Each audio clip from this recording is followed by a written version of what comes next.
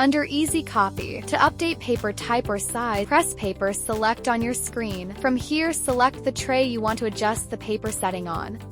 But we want to change paper type, so go into Type and Size. Then you will get a list of paper types to choose from. To adjust for paper size, you can select it on the top tab marked Size. You also have to make sure that your tray is adjusted to hold the paper correctly. To change your copying style, click on Two-Sided Copy. Then you can select from 1 to 1 side copy, 1 to 2 side copy, 2 to 2 side copying, or 2 to 1 side copying. Select Copy Ratio to adjust the size of your scan. You can select the size you want to increase or decrease. You can also select the size of paper you want it on. 4 staple and hole punch options. For staples, you can select No Staples, top corner stapling along with the corner you want it on, and booklet stapling with the edge you want it on. Hole punch is much the same, as you can select No Hole Punching, Short Edge Hole Punching, and Long Edge Hole Punching. For your color mode, this controls the colors you print.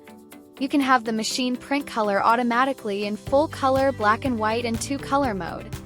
You can even select what 2 colors you want to use.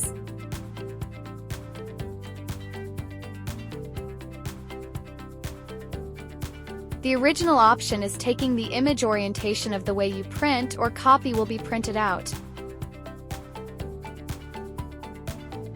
Exposure allows you to darken your print or lighten it.